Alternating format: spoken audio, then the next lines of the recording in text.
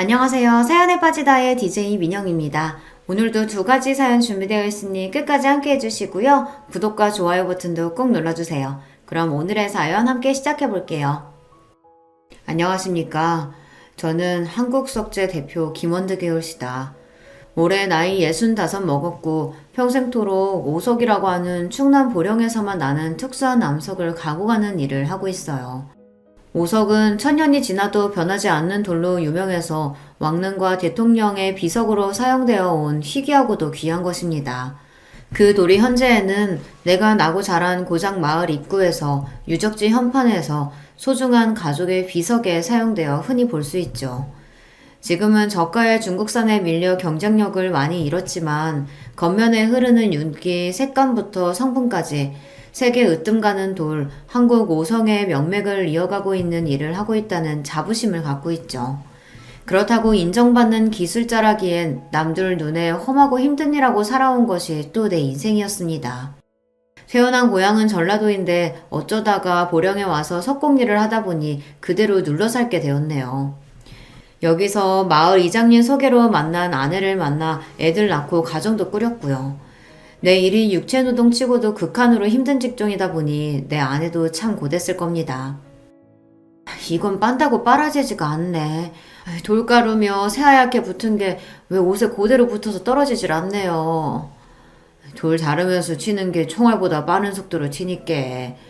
그리고 토치로 암석 표면을 맨들맨들하게 만들다 보면 돌가루가 높은 온도로 마치 폭편만치처럼 튀지.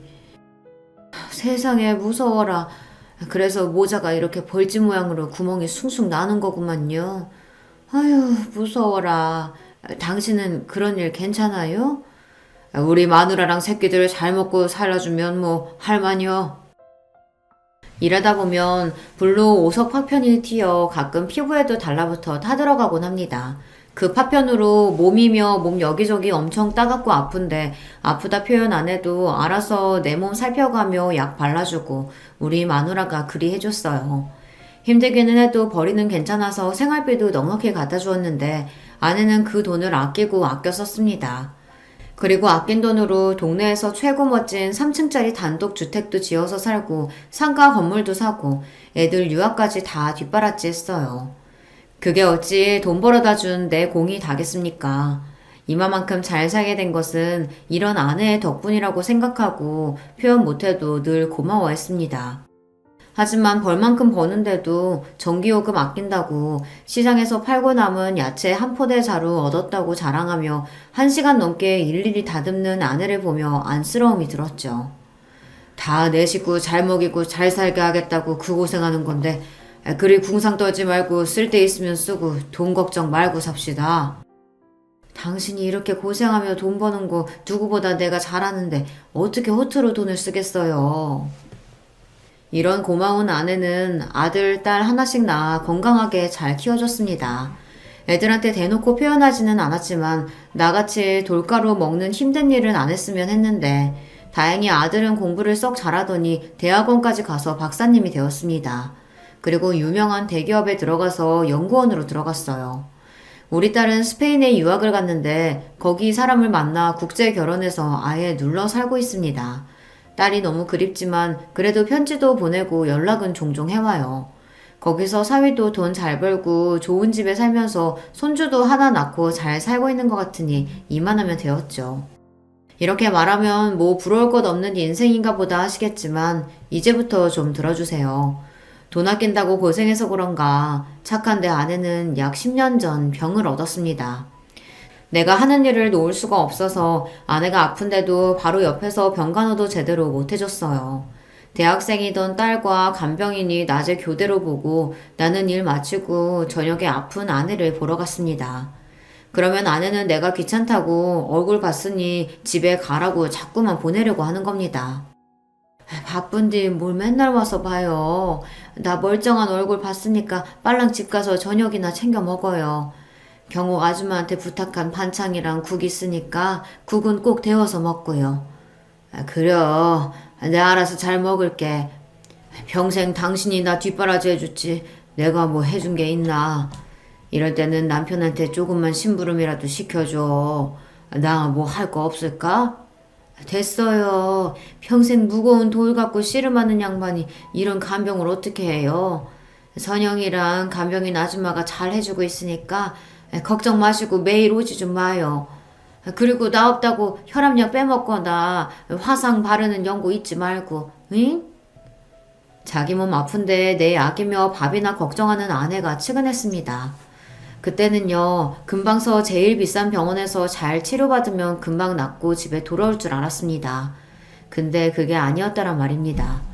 아내 몸에 있는 이 육실할 암덩이들이 생각보다 빨리 퍼져서 떨어질 생각도 안 한다고요.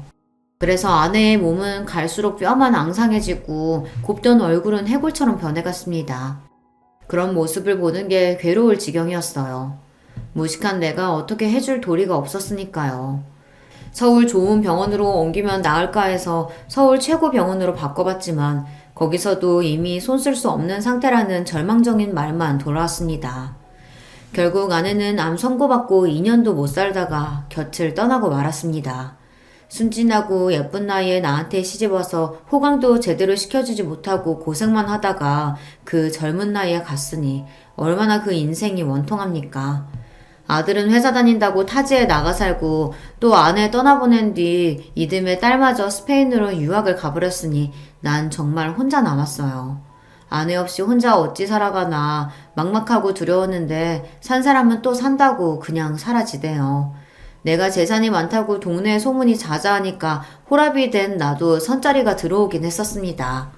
평생 남자들끼리 부대끼며 힘쓰고 몸쓰는 일만 하던 나 같은 놈이 여자랑 연애하고 그런 낯간지러운 행위는 잘 못하겠어요. 돌이나 깎던 놈이 여자를 만날 줄도 모르고 환심을 살 줄도 모르니 선자리 다 고사했습니다. 애들이 어려 엄마가 필요한 나이라면 모를까. 아들, 딸 대학 졸업하고 다들 뿔뿔이 독립해서 사는데 뭐 꼭 재혼을 해야 하나 싶었고요. 그렇게 호라비로 살아간 세월이 벌써 8년이 흘러버렸네요. 그 사이 자식들 다 시집 장가 보내고 뭐 죽는 날까지 이렇게 살다 가겠구나 싶었는데 그런데 이게 웬일입니까? 나 같은 놈에게도 아주 꽃처럼 어여쁘고 말씨도 우아한 그런 여자가 짠하고 나타난 것입니다. 무슨 날도 아닌데 며느리랑 손주랑 같이 날 보러 내려왔습니다. 맛있는 점심 사달라기에 읍내에 있는 좋은 고깃집에 데려가서 식사하고 있었죠. 그때 며느리가 이모! 하고 누군가를 무척 반가워하는 것 아닙니까? 이모, 어떻게 여기서 만나요? 잘 지내셨어요? 아버님, 저 예전 살던 동네에서 친하게 지내시던 이모예요. 그런데 이렇게 우연히 여기서 만나게 되네요.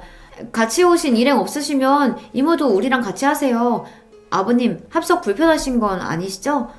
물론이지. 우리 며느리랑 친하게 지내신 이모님이면은 나한테 사돈뿐이나 마찬가지라는 소린데. 자, 여기 앉으십시오. 낯선 여성분과 함께 자리라니 어색하긴 했지만 그래도 그 여사님과 며느리가 나한테 살갑게 말을 붙여주니 분위기가 괜찮더군요. 그분은 아담한 체구에 고운 분홍빛깔의 코트를 입으신 아주 단아하고 예쁜 용모를 가진 분이었습니다. 안녕하세요. 전 배현숙이라고 해요. 홍성군에 사는데 오늘 일이 있어서 고기 사러 여기까지 왔어요. 여기 고기가 그렇게 좋다고 들었습니다. 맞죠, 사장님? 예. 여기가 금방 축사해서 기른 놈으로 바로 도축해서 고기가 신선하고 아주 맛있어요. 홍성군에 사시면 우리 이웃이시구만요. 식사를 마치고 나오면서 서로 인사를 나누는데 며느리가 전화를 받더니 이렇게 얘기했습니다. 아버님, 저는 갑자기 급한 일이 생겨서 먼저 갈게요. 두 분은 어디 다방에서 차라도 드시고 가세요. 네? 꼭이요. 차는 무슨 차?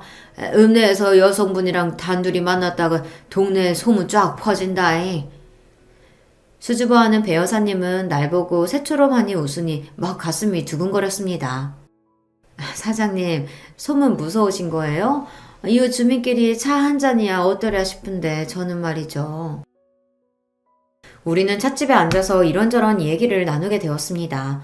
배 여사는 학원에서 국어를 가르치는 선생님이었는데 남편을 상처하고 나서 홍성으로 내려와 살고 있다고 했어요. 어쩐지 말씨도 곱고 말도 잘하시는 것이 선생님 딱 어울리시는구만요. 실례지만 올해 나이가 저는 올해 56 먹었습니다. 사장님도 저랑 비슷한 연배실 것 같은데요. 예? 아이 말도 마요. 보통 사람이라 하면 내 한 70도 넘은 사람으로 보는데 전 64입니다. 햇볕에 그을리고 주름진 피부, 몇 순 남지 않은 머리털 가진 영락없는 시골 늙은이지요. 어머, 그럴 리가요. 몸도 아주 탄탄하신 것이 웬만한 30대 청년보다 나으신걸요. 그렇게 청년 같은 몸매 유지하시는 비결이 궁금해요. 아유, 비결이랄 것이야. 제 일이 그렇습니다. 오석 바위 덩어리가 수십 톤, 최대 100톤에 이르는 어마무시한 걸 다루지요. 그런가 하면 제 손은 더 가관입니다. 여기 이 중지 손가락이랑 여기 좀 보세요. 20년 전 운반 작업 중에 내려앉은 40톤 오석에 끼어서 여기 가운데 뼈가 바스라졌어요. 치료받고 나니 이렇게 뼈 없이 살점들로 채워지더군요. 움푹 패인 상처와 붉먹은 돌가루로 난 화상 자국이 이 사람 손이라고 볼 수 없죠. 이런 손이다 보니 내 그래서 여간에서는 악수도 잘 안 해요. 그런데 배어사가 그런 제 오른손을 가져다가 아이처럼 여기저기 보면서 아이 참 아프셨겠다라며 제 손을 살살 만지는 겁니다. 뜻밖의 상황에 심장이 쿵 내려앉은 듯이 놀라 얼어붙었어요. 그런 내 모습을 보던 배어사는 사장님 귀여우시다 라며 배를 잡고 웃었습니다. 그날부터 일을 할 때에도 밥을 먹을 때에도 배어사가 생각났어요. 뽀얀 피부에 특히 웃을 때 눈이 반달을 얹은 그 고운 얼굴이 아른거렸습니다. 그럴 때면 머리를 세차게 흔들며 나 자신을 홍군형 냈습니다. 에이, 주책맞게 왜 이러는 거냐? 선생아돈 많이 배우고 예쁜 도시 여자야. 나 같은 것이 언감생신. 정신이나 차려라 이놈아. 근데 처음 만난 지 3일이 지나고 배우사에게서 전화가 왔습니다. 사장님, 저 운전이 너무 무섭고 서투른데 좀 가르쳐 주실래요?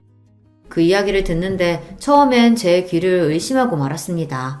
설마 그냥 운전 가르쳐줄 사람이 필요한 걸 거야 하며 주책맞게 오르는 남자의 마음을 억누르고 친절하게 운전을 가르쳐주러 다녔습니다. 배어사를 만나서 운전하는 거 도와주고 그러면서 근처 저수지도 한 바퀴 휘 돌고 밥도 먹고 차도 마시면서 진짜 데이트 같은 것을 하고 있더라고요. 그냥 똑같은 밥 먹고 똑같은 집에서 자던 내 인생은 봄에 피어나는 새싹처럼 활기가 돌기 시작했습니다. 사랑과 재채기는 감출 수 없다나 그런 말이 있잖아요.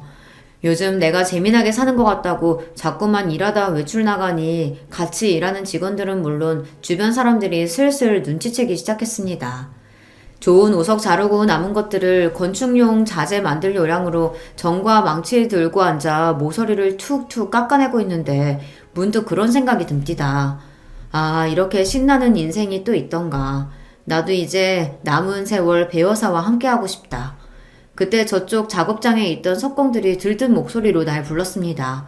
사장님, 손님 오셨슈. 빨리 와요.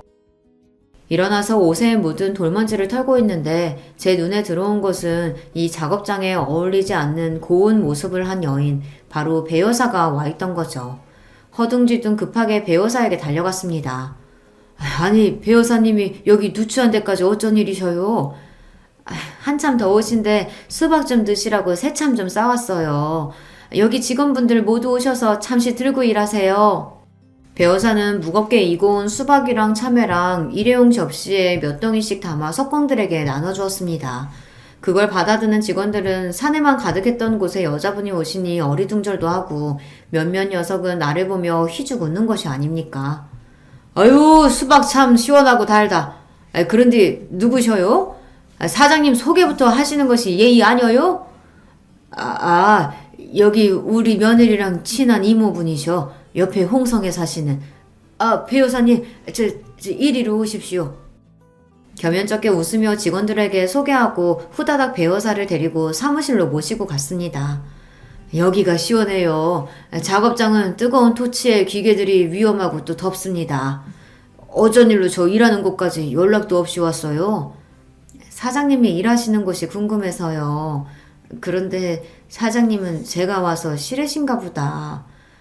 나는 토끼 눈이 돼서 두 손을 내밀고 세차게 적었습니다. 아유, 그럴 리가요. 아니요. 너무 뜻밖이라 놀라서 그렇지. 참 좋고 고마운 마음이에요. 배여사는 싸온 과일과 냉커피를 하나하나 나 먹으라고 내밀어주며 살뜰히 챙겨주었습니다. 이런 보살핌, 그것도 싸싸한 여자의 손길이 얼마만인지 내심 울컥했죠. 그리고 이어지는 배여사의 말에 내 온 마음은 껌뻑 넘어갔습니다. 사장님 매번 오성 얘기하시잖아요.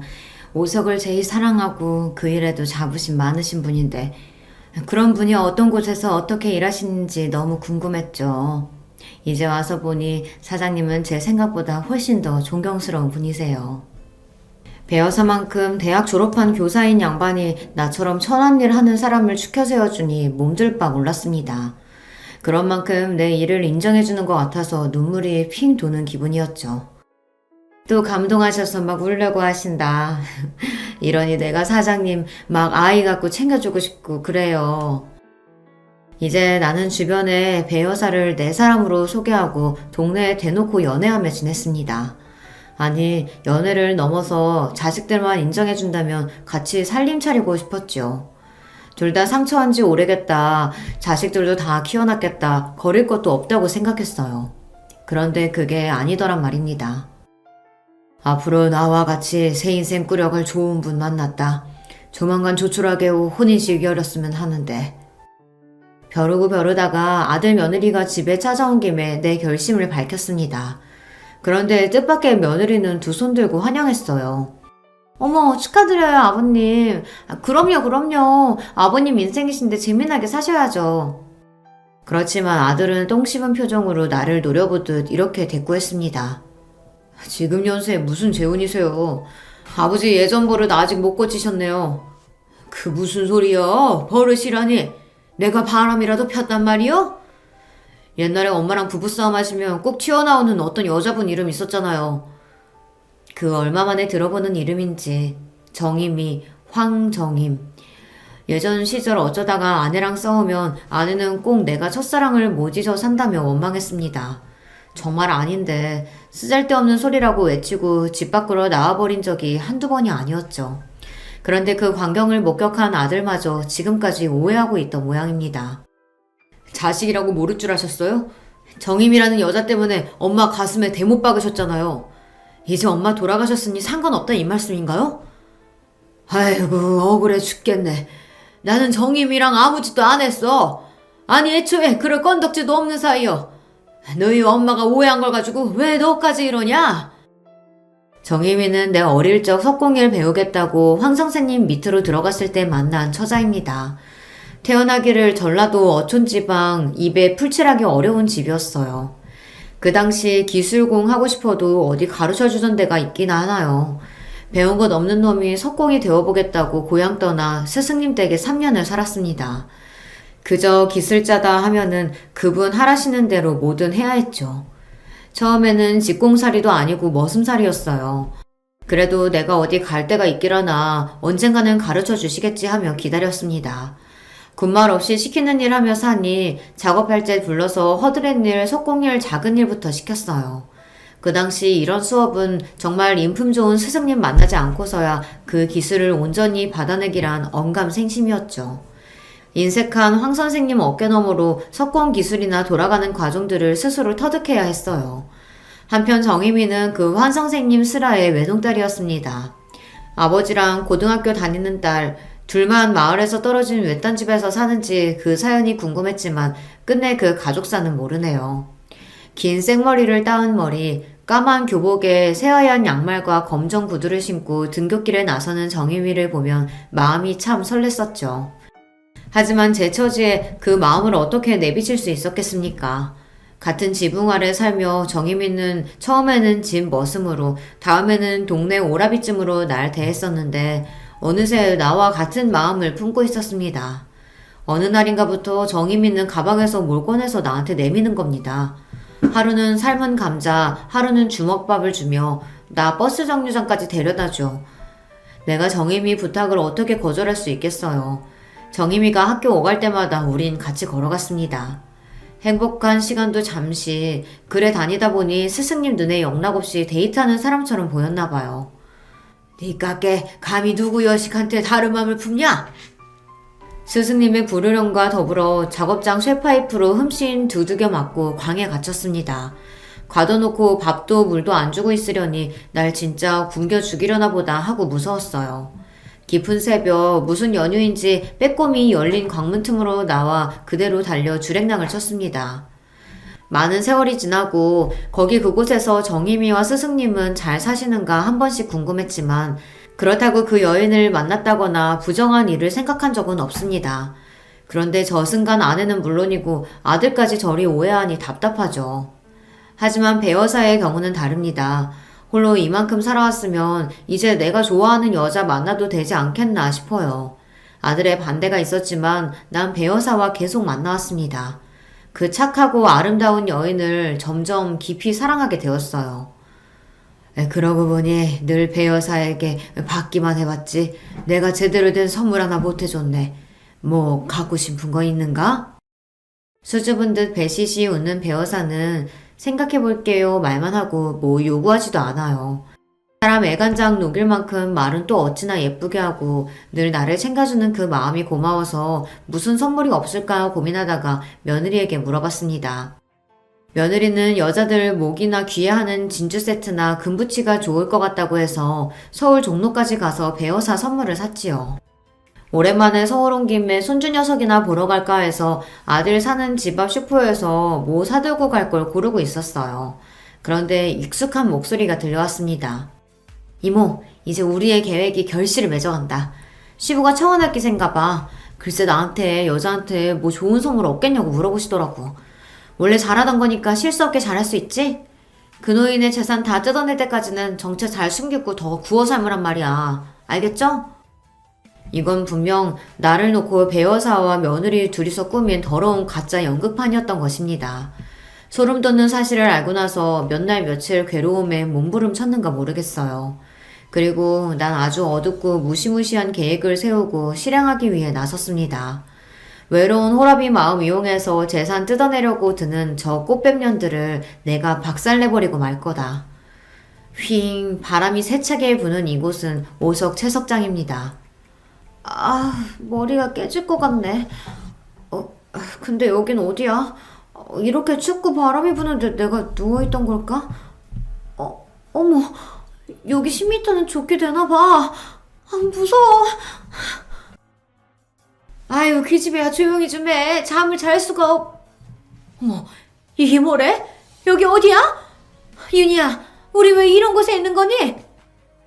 두 여자는 뜻밖의 상황에 어찌할 바를 모르고 무섭다고 아우성이었습니다.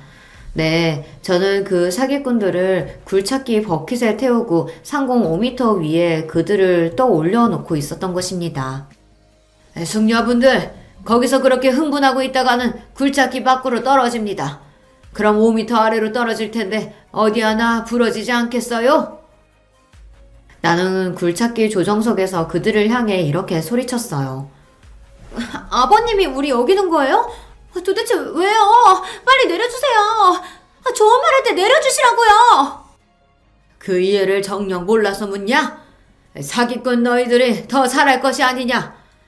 내 당신들 비석만큼은 A급 5석 제일 좋은 놈으로 해줄 테니까 죗값 받고 가시게들. 난 레버를 당겨 그들이 타고 있는 버킷 각도를 변경했습니다. 버킷에서 떨어질 듯한 두려움을 느낀 그들은 버킷 안쪽으로 다급히 숨었습니다. 잘못했어요. 내가 잘못했으니까 노형 풀어주세요. 사장님 이렇게까지 하실 분 아니잖아요. 배여사는 눈물을 흘리며 두 손 모아 싹싹 빌며 나에게 용서를 구했습니다. 하지만 며느리는 핏발 가득 선 눈으로 날 매섭게 노려보며 소리쳤어요. 아버님 손주요. 아버님이 이러시는 걸 지연이가 알면 어떻게 될까요? 아버님 성격에 그 죄책감 안고는 못 사세요. 안 그래요? 그 말을 들으니 아들, 손주 얼굴이 그려졌습니다. 내가 이성을 잃고 지금 무슨 짓을 하고 있는 건지 정신이 퍼뜩 들었습니다. 마음 같아서는 이들을 채석장에서 아예 어떻게 해버리고 싶었지만 끝까지 갈 용기가 없다는 걸 깨닫고 말았죠. 결국 굴착기 버킷을 땅에 내려서 그들을 보내주기로 했습니다. 발이 지면에 닿자마자 그 두 여인은 혼비백산해서 도망쳐버렸고요. 그들을 바라보며 나는 굴착기 조종석을 떠나지 못하고 들고 있던 막걸리를 마셨습니다. 밤하늘에 수놓아진 별에 대고 사는 것이 왜 이렇게 쓰고 아픕니까? 더 살면 얼마나 더 험한 꼴을 당할라나요? 이렇게 엄마 생각하며 울었어요. 경찰한테 끌려갈 각오로 집에 돌아와 기다렸지만 여러 날이 지나도록 조용했습니다. 며느리랑 배 여사가 내가 벌인 짓을 경찰에 신고라도 할 줄 알았는데 다른 가족들도 모두 채석장에서의 일을 모르는 눈치더군요. 저들이 해온 일이 발각당할까 봐서 다른 사람에게 말 못하고 감췄구만. 나도 이 일을 덮고 넘어가려고 했어요. 처음에는 말입니다. 그저 하던 석공일이나 하면서 밤에는 괴로운 심정이 잊고 싶어서 술만 마셔대고 그렇게 살았어요. 그러던 어느 날 우리 석재의 작업장에 배 여사가 나타났습니다. 싸들고 온 김밥이랑 어묵탕을 직원들에게 나눠주고 삼삼오오 모여 새참하며 재미나게 이야기를 하고 있더군요. 아무렇지 않은 듯 날 찾아온 그 여자가 기막히고 분했습니다. 저기, 나 좀 봅시다. 작업장 후미진 곳에 데려가서 배 여사에게 따져 물었습니다. 날 바보 등신 같은 놈으로 아슈? 당신이 어떤 여편네인지 다 까발려진 마당에 왜 날 찾아온 거요? 얼마나 배신감 느끼셨을지 나도 알아요. 그날은 너무 무시무시하고 떨려서 당신께 사과도 제대로 못했어요. 진심으로 미안하게 생각합니다. 여자 혼자 딸 키우면서 산다는 게 이렇게 남들 등쳐먹는 팔자라 이 모양 이 꼴이 되었지만요. 나 같은 년도 사장님이 진심으로 날 위해준 마음도 힘들게 일하며 사는 걸 아니까 죄책감과 미안함이 남네요. 빗발선 눈으로 째려보는 내 얼굴도 똑바로 못 쳐다보고 배 여사는 고개를 숙이고 있었어요. 그 여인의 속눈썹이 파르르 떨리는 것이 보였습니다. 그리고요, 우리가 아무리 밉더라도 나한테만 하풀이에요. 지연 엄마는 며느리는 그냥 두시죠. 싫다면 난 아직 어떤 결정도 내리지 않았거든. 지금 내가 가만히 있는 이유는 우리 아들하고 손주가 겪을 충격 때문에 어떻게 할지 고심하느라 결심이 안 섰기 때문이라고. 사장님은 복수 같은 더러운 칼 쥘 사람 아니라는 거 내가 압니다. 그리고 제발 부탁인데 아들에게는 이 일 비밀로 해주세요. 며느리 그 애만큼은 그냥 지금처럼 그렇게 살게 두십시오. 그래서 날 보고 뭘 어쩌란 말이오. 당신이 보이면 속에서 천불나고 마음 어려워지니까 빨랑 가쇼. 썩 꺼지란 말이오. 여기에 얼씬도 하지 말고. 사과하러 온 배 여사에게 난 있는 대로 역정을 내고 일하러 돌아갔습니다. 그 여자 얼굴 보니 화가 나서 그런가 그날따라 작업이 순탄하지 않았어요. 오석은 그 어떤 암석보다 단단해서 1톤짜리 초대형 다이아몬드 톱날로 절삭해야 하는데 톱날이 무뎌진 것을 발견했습니다. 보통 그 무거운 것을 지게차를 이용해서 교체 작업을 하는데 기우뚱하던 바퀴가 통째로 나를 덮치고 말았습니다. 그 아찔한 사고 끝에 내 몸은 구급차에 실려 병원에 가고 말았죠. 병원 의사말로 천만다행으로 큰 절단은 없었지만 골절과 내장기관 손상 등을 더 검사해봐야 한다고 해서 입원했습니다. 한국석재 직원 연락을 받고 아들 가족은 불이 나게 내가 입원한 병원으로 달려왔어요. 요즘 참 착잡한 일이 많았는데 아들을 보니 안심이 되고 마음이 좋았습니다. 아버지고 사나이가 그런 티를 낼 수가 있간데요.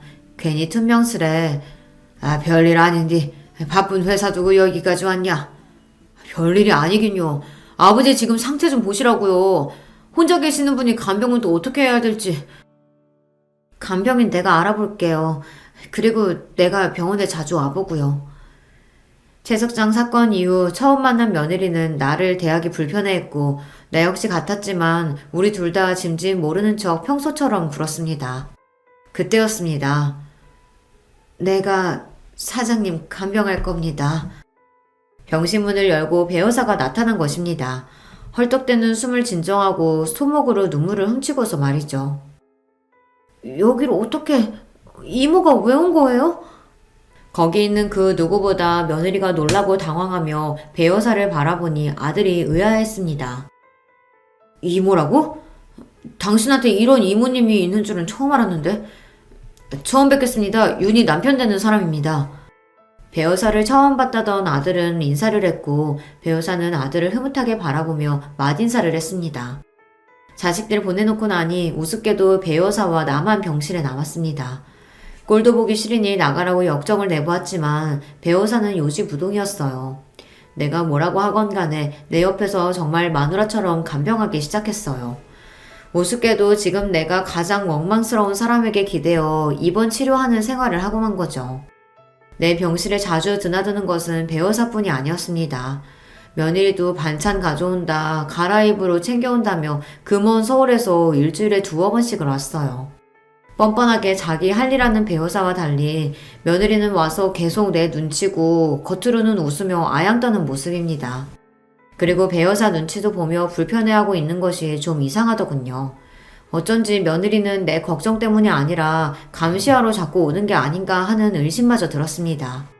이미 그 빤한 속을 겪어봤으니 그럴까요? 얼핏 잠이 들었다가 깼는데 두 여자가 소곤거리는 소리를 들었습니다. 오지 말래도 왜 자꾸 이러는 건데요? 이미 우리 계획은 물거품 됐고 이러신다고 저 노인네 마음이 돌아설 것 같아요? 그런 거랑 상관없어. 그저 저 사람 아프다고 저렇게 누워있는 꼴이 보기 싫어서야. 나한테 지극정성 잘해준 사람한테 병간호 정도도 못해주니? 너나 기름도적 해먹은 개눈같이 불안 터느라 자주 오지 좀 마라. 나한테 계획이 발각된 뒤로는 저 둘의 사이도 껄끄러워진 모양입니다. 며느리가 가고 나서 간곡하게 배여사에게 불편하니 이만 가달라고 말했어요.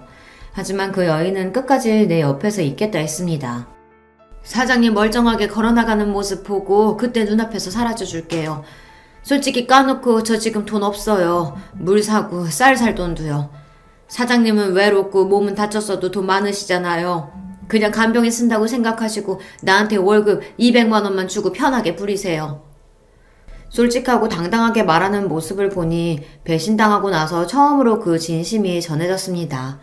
이렇듯 배여사는 내가 자기 조카가 싫다고 해도 뻔뻔하게 내 곁을 지키고 있습니다. 나랑 대판 싸움 마누라거나 아니면 이혼한 전처가 아니냐며 병원 사람들은 배여사와 무슨 관계냐고 궁금해합니다. 거기에 날 극진히 살피는 배여사의 모습을 지켜보던 아들마저 생각을 고쳐먹었나 봅니다. 왜 말씀 안 하셨어요? 전에 아빠가 좋아하신다고 말한 분이 지금 그 배여사님이라면서요.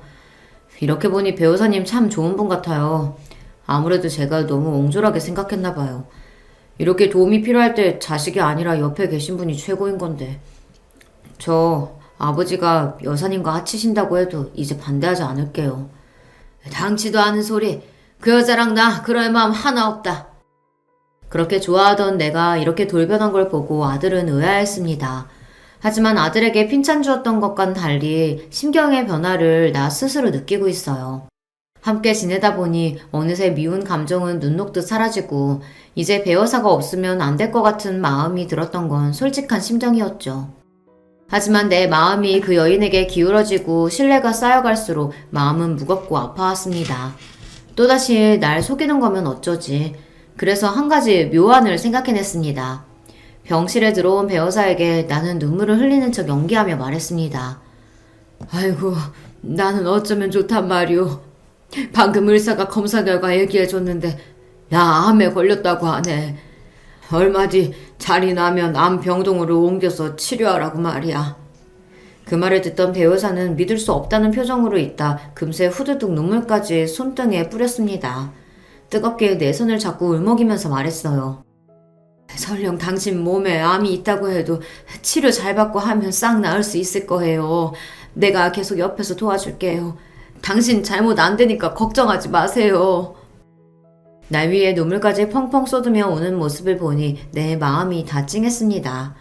몇 달 못 살고 가는 몸이 되었으면 날 내버려줄 거라고 예상했는데 오히려 전보다 더 그 여인은 나를 정성스레 간병해주고 있었어요. 암 환자에게 좋은 음식이 뭔가 찾아봤는데요. 이런 채식 위주로 하래요. 집에서 만들어 온 채소 스프인데 이거 먹고 암 안치한 분들이 그렇게나 많다네요. 한번 드셔보세요. 입에 안 맞아도 약이라 생각하고 꿀떡꿀떡 넘겨요. 내 거짓말에 속아서 더 열심히 날 간호하는 배우사에게 미안한 마음이 정말 커졌습니다. 이 일을 사실대로 토해내야 하는데 언제 해야 하나 갈팡질팡 하던 어느 날 일이 터지고 말았죠. 병실 문을 닫고 나를 보며 들어오는 배 여사의 표정이 심상치가 않았습니다. 몸 뒤로 막 검은 연기가 뻗어나가는 듯이 저승사자처럼 보여서 그 귀에 눌려버렸어요. 배 여사는 잔뜩 가라앉은 어조로 이렇게 내뱉었습니다. 사장님이 절 된통 속였었네요. 나 아까 들어 알게 됐어요. 간호사 데스크에 가서 언제 암 병동으로 옮기나 물어보니 사장님 암 같은 거 없다더군요. 암이라는 말은 날 못 믿어서 내가 어떻게 나오나 시험하기 위해 지어낸 말이죠. 배 여사는 얼굴이 벌개지고 몸을 부들부들 떨고 있었습니다. 내가 한 거짓말 때문에 얼마나 큰 배신감을 느낀 걸까요? 하지만 내 속마음과 달리 비꼬듯 얘기하며 그 여인에게 상처 주고 싶었습니다. 당신이 나한테 오석 같은 여자가 되어주길 바랬거든. 하지만 며느리랑 짜고 내 돈 먹을 생각에 의도적으로 접근했던 걸 알고서 이 여자는 불량 암석이구나. 간판으로도 못 쓰는 그런 돌이구나 했는데 그래놓고 이제 와서 자꾸만 잘해주니 헷갈리잖아. 또 한번 사람 상처 주지 말고 어디 한번 솔직하게 말해봐. 응? 그러면 내가 고생한 값 쳐서 한 1억 떼줄게요. 그래요. 나는 돈밖에 모르고 사는 벌레였어요. 그래도 그 많은 사장님 돈은요. 나중에 죽고 나서 아들네한테 남겨줘요. 나한테는 그저 간변 월급이나 떼먹지 말고 주시면 됩니다. 나 배어숙이 인생도 참 박복하기도 하지. 이제 좀 정착해서 착하게 살아볼라 했는데 하늘이 도와주질 않네요. 나 집에 다녀옵니다. 그럼 쉬세요. 나한테 애써 씁쓸한 웃음을 보이며 돌아서던 배 여사는 몇 걸음 가다가 우뚝 서서 뒤돌아 서 있는 채로 나지막하게 물었습니다. 한번 사고 치면 영 그 사람 못 쓰게 되는 것인가요? 날 그렇게 못 믿었어요? 이제 조금 서운하려고 하네요. 이렇게 말하고는 그대로 병실 밖으로 나갔습니다. 하지만 금방 돌아올 줄 알았던 배 여사는 그 뒤로 병실에 오지 않았어요. 배 여사의 빈자리는 아들이 고용한 간병인 아줌마로 빨리 대신해서 날 도왔지만 그게 불편하기만 했어요. 간병이라는 것이 환자의 마음을 하나하나 살피고 눈치껏 하는 것이다 보니 배 여사가 있을 때만큼 편하지 않았습니다. 3일이 지나도 모습을 드러내지 않으니 그제야 알 수 있었습니다. 배 여사는 돌아오지 않겠구나. 심장이 툭 내려앉은 듯 불안하고 속이 쓰려왔습니다. 그러고 있는데 내 옆 병실을 쓰는 형님이 물었어요. 김 사장, 그 배 여사인가 하는 분은 이제 안 오는 것이요? 아무리 물어도 입을 다무니까 내가 둘이 어떤 관계인지 잘은 몰라도 그만 용서해줘. 나이 70 넘고 80 넘고 해봐. 악연이든 그게 뭐로 이어진 인연이든 간에 지금 내 옆에 같이 얘기하고 밥 떠먹여주는 사람이 최고인 거요. 게다가 그 여자는 김 사장 많이 애끼고 좋아하는 것만 같더만. 배 여사가 그리운 마음인지 간병인으로서 살뜰히 챙겨준 솜씨가 아쉬운 건지 잘 모르겠지만 그래도 한 가지는 확실히 알 수 있었습니다. 나에게는 배 여사가 정말 꼭 필요한 사람이라는 것을요. 얼마 뒤 병원에서 퇴원하자마자 난 바로 배 여사를 만나러 가기 위해 홍성집에 가봤습니다. 그런데 배 여사 집은 텅 비어 있었고 꼭대기층에 산다는 집주인에게 물어봤어요.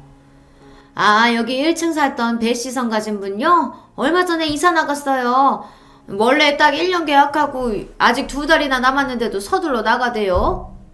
가볼 만한 곳은 샅샅이 찾아봤지만 어디서도 배 여사의 행방은 찾을 수 없었어요. 심지어 며느리조차 모르겠다고 했습니다. 며느리는 이모가 자기 전화도 받지 않는다고 투덜거렸어요. 속상하게 만든 나를 떠난 거야 그렇다 치지만 이사 나가고 자기 조카한테까지 연락 끊고 잠적할 사정이 무엇입니까? 난 이상하게 자꾸만 배 여사가 불안하고 걱정이 되었습니다. 근데 기다리던 배 여사의 전화가 왔습니다. 마지막으로 사장님 목소리 듣고 싶어서 전화해봤어요. 나 참 질척이고 구질구질하죠. 여기 저수지 보며 내 삶을 돌아보니 그럽디다. 처음부터 그런 모양새로 살려던 건 아니었는데 어쩌다 보니 감옥에도 다녀왔고 먹고 산다고 사람 이용해 먹던 걸레 같은 날 누가 좋다고 하겠어요. 사장님도 내가 꾸며낸 국어 선생하던 그런 여자가 좋았던 거 아니에요?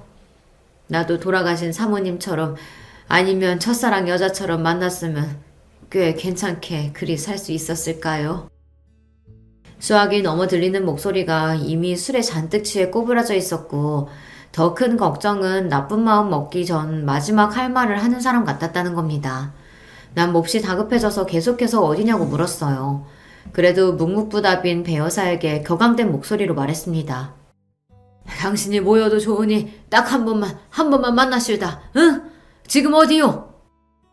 위치를 듣자마자 난 번개같이 차에 올라타 배 여사가 있다는 저수지로 몰았습니다. 저수지 주변을 찾아보다가 얇은 옷가지가 바닥에 펄럭이며 위태롭게 서 있는 배 여사를 볼 수 있었어요. 보자마자 우리는 서로 거칠게 끌어안았습니다. 그 저수지에서 눈물의 화해를 하고 또 서로의 마음을 확인하고 말았죠. 배 여사를 내 집에 데려와서 그날부터 같이 살기로 했습니다. 다 늙어서 하는 사랑이라지만 이젠 어디 눈치 볼 곳도 거칠 곳도 없으니까요.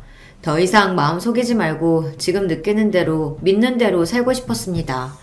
하지만 우리의 동거 생활은 머지않아 발각되고 놀라운 사실 앞에 서고 말았죠. 얼마 뒤 집에 찾아온 며느리가 나와 배 여사가 함께 있는 집을 보고서는 기겁하며 놀랬습니다. 나와 배 여사를 번갈아 보던 며느리는 배 여사를 쏘아보며 날카롭게 말했어요. 설마 두 분 같이 살고 있는 거예요? 연락도 두절되더니 이러고 사셨어? 귀엽고 사고에 치고 말았네. 아버님 꼬셔보라고만 했지 엄마가 그렇게 나오면 이 집안 관계가 얽히게 됐는데 진짜 콩가루 집안 만들 셈이야? 나도 어쩔 수 없었어. 그리고 이런 말 어떨진 모르지만 어쩌면 네가 이혼당할 수도 있잖아. 그러면 내가 너희 시아버지와 결혼하는데 아무 문제 없지.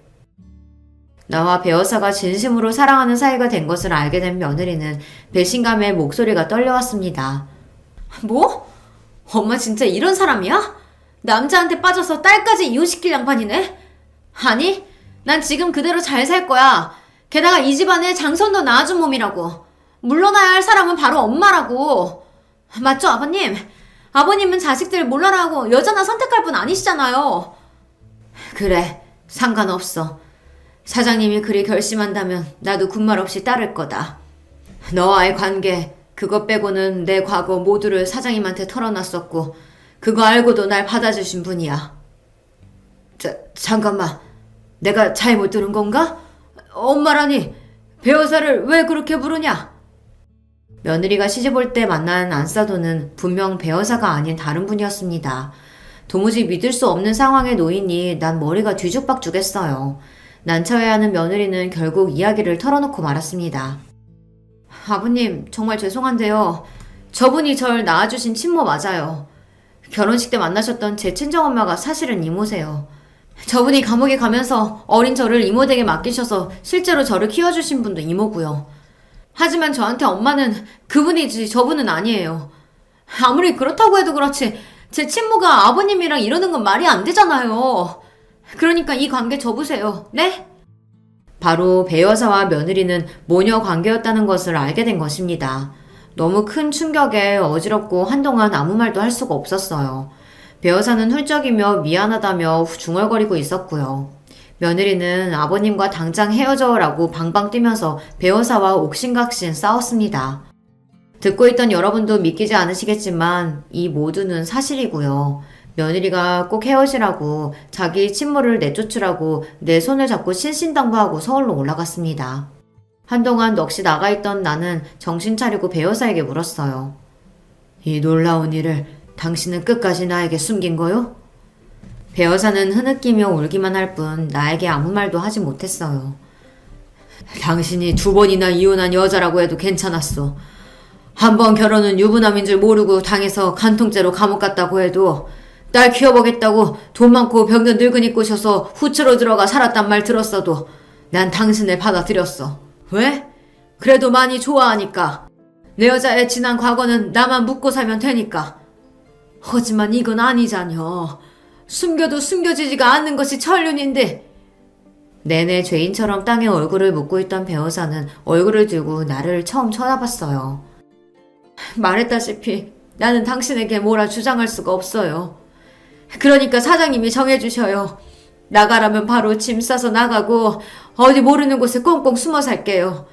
있으라고 하면 여기 같이 살 거예요. 나는 어째야 하는지 말해주셔 봐요. 내가 같이 살자 하면 살겠다고? 그럼 며느리는 어찌 볼 생각이요?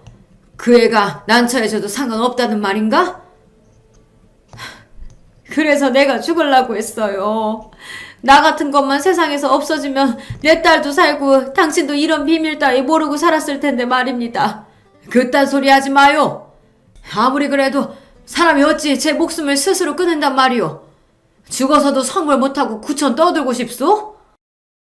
이 충격적인 사실을 알고 난 뒤에도 한동안 배어사와 한 집에 살았습니다. 이 집에서 나가면 어디 갈 곳도 없는 처지에 돈도 없는 짠한 사람이니까요. 하지만 같이 산다고 한들 이전처럼 서로를 대할 수는 없었죠. 난 하숙생처럼 집에서 잠만 자고 일하러 가서 일 끝나고도 밖에서 시간을 보내다가 밤 늦게 집에 돌아왔습니다. 이러지도 저러지도 못하는 나는 정말 등신 같은 놈이었습니다. 장대비 세차게 내리던 어느 날 배어사는 호련히 사라지고 말았어요. 결정도 내리지 못하는 나를 보며 그 여인은 얼마나 괴로웠을지 나에게 어떤 원망도 하지 않고 떠나간 그 여인에게 미안합니다. 떠나고 난 여인의 빈자리는 어찌나 크던지요. 배어사와 같이 살지도 못하고 그렇다고 이 여자를 마음에서 떠나보낼 수도 없는 그런 지경에 와 있는 것입니다. 저승에 먼저 가 있는 진욱이 엄마가 날 미친놈이라고 욕해도 어쩔 수 없지만 말이죠. 한 번씩 배어사가 어디에서 어찌 지내고 있는지 궁금했지만 끝내 연락 한 통 보내지 않았습니다. 죽지 못해 그렇게 살다가 추석을 맞이했어요. 명절인데 어쩐 일인지 며느리는 빠지고 아들과 손주만 내려왔습니다. 먼저 간 아내의 제사를 지내고 아들이랑 둘이 막걸리를 하며 얘기했어요. 요즘 집사람이랑 사이가 좀 그래요. 애도 잘 안 챙기고 밖으로만 놔두는 것 같고 부부 생활이 이렇게 힘든 거였어요. 우리 엄마 아들 기대하고 결혼한 내가 멍청한 거였나 봐요. 정확히 며느리가 무슨 잘못을 했느냐고 물었지만 시시콜콜 그런 이야기를 아버지에게 털어놓는 녀석은 아니고 그저 막걸리만 들이켰습니다. 같이 마시다가 하마터면 나도 며느리가 내게 했던 짓 어쩌면 네가 아는 그런 여자가 아닐 수도 있다는 폭로를 할 뻔했어요. 며느리 제 험을 덮어주었으면 그만큼 가정 잘 지키고 제 본분 다 해주었으면 좋겠는 마음인데 그 애가 참 원망스럽네요. 호라비로 살아왔던 내 삶은 변함이 없지만 마음은 대폭구멍이 뚫린 듯 더 휑하고 시립니다. 글을 쓰는 지금도 내가 얼마나 배어사를 그리워하고 있는지 뼈저리게 느끼고 있어요. 여기에는 다양한 인생 경험을 하신 분들이 많다고 들었습니다. 그렇다면 고민하는 저에게 한마디 건네주시겠습니까? 복잡한 사랑, 여기에서 멈추는 것이 맞을까요? 아니면 마음 가는 대로 그 여인을 잡을까요? 20대 청춘도 아니고 다 늙어서 이러고 있는 제가 민망스럽지만 이렇게 여러분께 조언을 간청해드립니다. 이제 저는 오석을 다듬으러 가봐야겠습니다. 삐뚤빼뚤한 글씨를 컴퓨터에 치고 다듬어준 성진이와 별것 없는 제 글을 봐주신 여러분에게 감사의 인사를 머리 숙여 드립니다. 그럼 안녕히 계십시오. 안녕하세요. 결혼한 지 3년 된 주부입니다. 저는 저의 인생만 억울하고 화나는 일이 가득한 줄 알았는데 이 채널에 올라오는 수많은 사연을 접하고 보니 세상에는 참 억울하고 슬픈 일 당하는 사람이 많구나 하는 생각이 들었습니다. 그래서 모두 함께 힘내자는 차원에서 저도 용기 있게 저의 이야기를 한번 해보려고 합니다. 남편과 저는 아주 질긴 인연으로 얽혀 있습니다. 저희가 처음 만난 것은 같은 과 선후배로였습니다. 신입생 오리엔테이션이 있던 날 밤 신입생 환영의 의미로 선배들이 무대에 나와서 아이돌 춤을 추는 순서가 있었는데요. 그 무대에 섰던 그 사람을 처음 본 순간을 아직도 잊지 못합니다. 무대에 화려한 조명을 받으며 멋지게 춤을 추는 그 사람의 모습에 저는 정말 첫눈에 반해버렸습니다. 잘생긴 외모에 훤칠한 키, 관객을 의식하며 한 번씩 날리는 윙크까지 저는 한순간에 그 사람에게 매료되어 버렸습니다. 이후로 복학생이었던 그 사람과 수업 하나를 같이 듣게 되었는데 공교롭게도 같은 조별과제 일원으로 편성이 되면서 급속도로 가까워졌습니다. 제가 첫눈에 그 사람에게 반했던 것처럼 그 사람도 제게 첫눈에 반했다고 하더군요. 그리고 얼마 지나지 않아 저희는 정식으로 사귀게 되었습니다. 그렇게 시작한 제 첫 연애는 순탄치 않았습니다. 처음 한두 달은 정말 구름 위를 걷는 것만 같이 행복했습니다. 하지만 그 이후로부터는 지옥이 시작되었습니다. 그 사람은 술만 먹으면 연락이 잘 되지 않았고 주변에 친한 여학생들도 너무 많았습니다. 행여라도 그 친한 여학생들과 함께하는 술자리에서 연락이 되지 않는 날에는 정말 정신병에 걸릴 것만 같았습니다. 아니나 다를까 다른 여학생의 자취방에서 다음날 아침 나오는 것을 목격했을 때는 정말 손이 덜덜 떨리고 다리가 후들거려 그 자리에 주저앉았습니다. 미애야, 여긴 어떻게? 오빠 어떻게 나한테 이럴 수가 있어? 어떻게 나한테? 저는 함께했던 여학생의 머리끄댕이를 잡아 뽑아버리고 싶은 심정이었으나 막상 그 상황이 되니 온몸에 아무런 힘이 들어가지 않더군요. 그렇게 뒤도 안 돌아보고 집에 돌아와 끄끄거리며 밤새 울었습니다. 그런데 다음날 그 사람이 제 자취방에 찾아왔더군요. 미애야, 정말 미안해. 술 먹고 실수한 거야. 다시는 이런 일 없을 거야. 내가 오늘부로 진짜 술 끊는다. 됐어 오빠. 이만 돌아가. 우린 끝났어. 미애야, 내가 진짜 잘못했어. 내가 진짜 이렇게까지 빌게. 그 사람은 갑자기 바닥에 무릎을 꿇더니 흐느껴 울기 시작했습니다. 미애야, 나 용서해줘. 진짜 다시는 안 그럴게. 처량하게 바닥에 무릎을 꿇은 채로 제게 잘못을 비는 그 사람을 보는데 저의 마음이 약해지기 시작했습니다. 사실 너무나 큰 상처를 받긴 했지만 아직까지 그 사람을 사랑하는 마음을 지울 수는 없었거든요. 그래서 저는 눈 딱 감고 한 번만 용서해주기로 했습니다. 그만 일어나. 정말 다시는 안 그럴 거지? 그럼 정말이야. 약속해. 고마워 미애야. 저는 그때까지만 해도 너무나 어렵고 순진했기에 인간이 변할 수 있는 존재라고 믿었습니다. 하지만 그런 저의 기대는 또 얼마 지나지 않아 산산조각이 났죠. 그 사람은 처음에는 자신의 잘못을 진심으로 뉘우친 듯 술도 마시지 않고 어디를 가더라도 제게 꼬박꼬박 보고를 했습니다. 그런 그 사람의 모습에 정말 나를 생각해주는구나 하는 생각이 들면서 행복감이 들기도 하였습니다. 지금 와서 돌이켜보면 그런 생각을 했던 것을 철저히 후회하지만요. 제 버릇 못 준다고 어느 순간 제게 하는 보고도 점점 줄어들고 다시금 술에 손을 대기 시작하더니 1학기가 종강하던 날 다시 한번 사고는 터지고 말았습니다. 저는 그날 속이 너무 안 좋아서 일찍 집으로 돌아왔는데 그게 실수였습니다. 끝까지 그 사람 옆자리를 지키고 있었어야 했습니다. 집으로 돌아와서 잠시 누워있다가 그 사람에게 연락을 했는데 역시나 예전에 그랬던 것처럼 연락을 받지 않았습니다. 저는 문득 불안한 마음이 들어 광기에 휩싸여서 미친 듯이 전화를 걸어댔습니다. 하지만 역시 전화는 묵묵부답이었습니다. 저는 불안한 마음에 쓰린 속을 부여잡고 다시금 종강 파티 자리를 찾아갔습니다.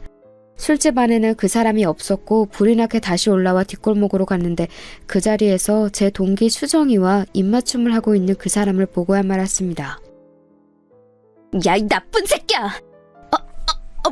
미애야! 오해야! 오해는 무슨 얼어 죽을 놈의 오해! 이젠 정말 끝이야! 그렇게 저는 그 사람과의 관계에 종지부를 찍었고 저의 잔인했던 첫 연애는 그렇게 비극적으로 끝이 났습니다. 학교는 그대로 휴학을 했고 그 사람이 졸업을 하고 난 이후에나 복학을 해서 남은 학업을 마쳤습니다. 저는 그 후로도 오랫동안 첫 연애에서 입은 내상이 회복되지 않아 제대로 된 연애를 할 수 없었어요. 오랜 시간이 지나서 몇 번 만남을 시작하긴 했지만 이때 겪었던 트라우마로 그 누구에게도 마음을 잘 열지 못해 깊은 관계로 이어진 사람은 없었죠. 한 번은 정식으로 제게 청혼을 했던 사람도 있었습니다. 그 사람은 직업도 변호사에 키 크고 잘생긴 혼남에 저한테는 또 어찌나 잘했는지 정말 소위 말하는 1등 신랑감이었습니다. 그런데 이 사람이 참 좋은 사람이라는 것을 알면서도 이상하게 청혼에는 마음이 동하지 않았습니다. 지금 생각해도 그때 당시에 제가 왜 그랬는지 의문입니다. 그때 그 사람이랑 결혼하고 살았으면 내가 이렇게 힘들게 살지 않았을 텐데 하는 후회도 많이 했습니다. 하지만 그때 당시에는 그 사람의 청혼을 야멸차게 거절하고 다시 솔로의 생활로 돌아왔죠. 이처럼 저는 정상적인 관계에서는 크게 감흥을 느끼지 못하는 이상한 습관을 가지고 있었습니다. 어쩌면 이런 저의 모습이 첫 남자친구 같은 쓰레기를 만나게 된 원인이었는지도 모르죠. 휴학을 오래 했던 만큼 사회 진출도 동기들보다 다소 늦은 편이었습니다. 20대 후반에 접어들 무렵 시작한 회사 생활은 녹록지 않았습니다. 저보다 어리지만 몇 년 더 일찍 회사에 입사한 선배들과의 관계는 껄끄럽기 그지없었습니다. 업무량 또한 많아서 야근은 밥 먹듯이 하고 그나마도 야근을 안 하는 날은 집에 일거리를 가져와서 마저 해야 했습니다. 그렇게 밤새 집에서 회사 일을 하며 펑펑 울었던 기억이 있네요. 그래도 그렇게 2, 3년을 하고 나니까 어느새 적응이 되었습니다. 이제야 뒤늦게 평범한 사회인으로 자리 잡으려고 할 그 무렵 여기저기서 소개팅 자리가 들어왔습니다. 하지만 그때까지도 저는 첫 연애에서의 내상이 회복되지 않은 상태였어요. 그래서 선뜻 그 소개팅에 응할 수가 없었습니다. 그렇게 어영부영 홍기는 차가는데 짝을 찾지 못하고 있을 무렵이었어요. 본사에 있던 직원 한 분이 저희 부서의 팀장님으로 새로 발령을 받아서 오신다고 하더군요. 이전 팀장님과 잘 맞지 않아 많이 힘들었었는데 이번에 새로 오실 팀장님과는 부디 트러블이 없기만을 바랬습니다. 자, 모두 인사하지. 이번에 기획팀에 새로 발령받은 박준영 팀장이야. 안녕하십니까, 박준영입니다. 잘 부탁드립니다. 저는 순간 두 눈을 의심했습니다. 새로 온다던 팀장 박준영, 그는 바로 저에게 씻을 수 없는 첫사랑의 상처를 안겨준 대학 시절 그 남자친구였습니다. 네, 바로 앞에 말씀드린 술 마시면 연락 두절에 바람핀 걸 2번이나 걸려서 헤어졌던 그 사람이요. 아니, 김미애? 너가 어떻게 여길... 안녕하세요. 뭐야, 두 사람 아는 사이인가? 네, 부장님. 같은 대학 출신입니다. 여기서 만나게 될 줄은 몰랐네요. 거명쩍게 웃으며 그저 같은 대학 출신일 뿐이라고 얼버무리는 그의 모습을 보는데 참 대학 시절 그 모습 그대로라는 생각이 들었습니다. 아무튼 기획팀의 팀장으로서 열심히 해나가겠습니다. 모두 잘 부탁드립니다. 그렇게 그가 처음 발령받은 날 그 사람은 틈을 봐서 저를 따로 불러내었습니다. 잘 지냈어? 이렇게 만나게 되다니 우리 참 인연이다. 그치? 나는 그럭저럭 지냈어. 오빠랑 헤어지고 지옥같이 살았지. 그래서 막상 다시 마주치게 되면 정강이라도 걷어차줘야지 하고 있었는데 막상 이렇게 마주하니까 생각보다 아무렇지도 않네. 나도 오빠한테 받은 상처가 이제는 다 아물었나 봐. 오빠는 그때 그 버릇 그대로 아직도 자유롭게 살아? 아니 무슨 소리야, 미애야.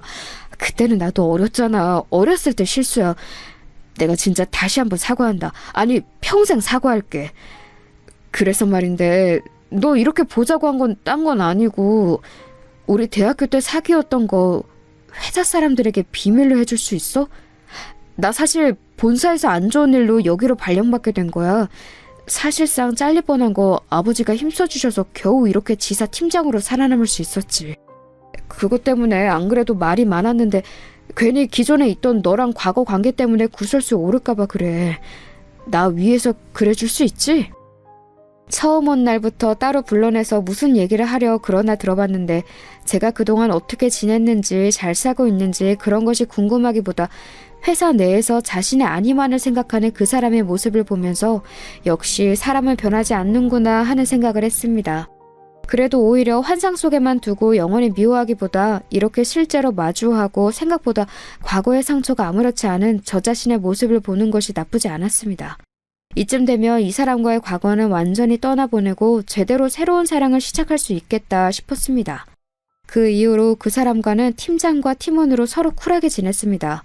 업무 외적인 대화는 거의 하지 않았어요. 그 사람도 안 좋게 자촌되어서 온 것이니 몸을 사리는 듯 했고 저도 더 이상 그 사람에게 어떠한 감정도 남아있지 않았기 때문에 마치 이별 뒤에도 서로 잘 지내는 헐리우드 커플들처럼 그렇게 각자의 회사 생활에 집중했죠. 그런데 이제 더 이상 어떠한 감정도 남아있지 않다고 자신의 넘쳤던 마음이 무색해질 만한 일들이 자꾸 생겼습니다. 그 사람은 팀장의 자리를 맡기엔 부족한 사람이었어요. 업무 실수도 잦고 팀을 통솔할 리더십도 부족했습니다. 명색이 기획팀인데 업무 성과가 계속해서 저조하자 여러 번 부장님이나 어른들에게 불려가서 핀잔을 들었습니다. 팀장이 그 사람의 업무에서 빵꾸가 난 것은 대리인 제가 다 메꿔야 했습니다. 그러자면 야근을 밥 먹듯이 해야 했습니다. 어떤 날은 그 사람과 저만 불 꺼진 사무실에 남아 그 사람이 실수한 업무를 만회하느라 밤을 샌 적도 있는데 아무리 헐리우드 커플처럼 쿨하게 대하기로 했어도 그날만큼은 정말 불편하고 어색하더군요. 그렇게 그 사람 때문에 더 과증된 회사 업무로 나날이 보내고 있었을 때였습니다. 그날도 밤새 야근을 하고 졸린 눈으로 탕비실 뒤쪽 휴게 소파에서 눈을 잠시 붙이려고 몸을 기댔을 무렵 옆 부서 직원 2-3명이 커피를 타러 들어왔습니다. 그들은 제가 뒤쪽에 있는지 모르는 눈치였습니다. 기획팀 진짜 불쌍하지 않냐? 어디서 낙하산 팀장 하나 굴러 들어와가지고 팀원들 개고생시키네. 낙하산? 박준영 팀장 낙하산이야? 진짜로? 그것도 몰랐어? 처음 발령받을 때부터 유명했잖아. 박준현 팀장 아버지가 국회의원 박성건이래. 박성건? 민주평화당 원내대표 그 박성건? 와, 미쳤다. 엄청 거물의 아들이었구나. 그래. 그래서 본사도 낙하산으로 들어간 건데 본사에 있을 때 초보도 안 하는 발주 실수를 해가지고 아무리 박성건 아들이어도 계속 또 안고 있을 순 없었나 봐.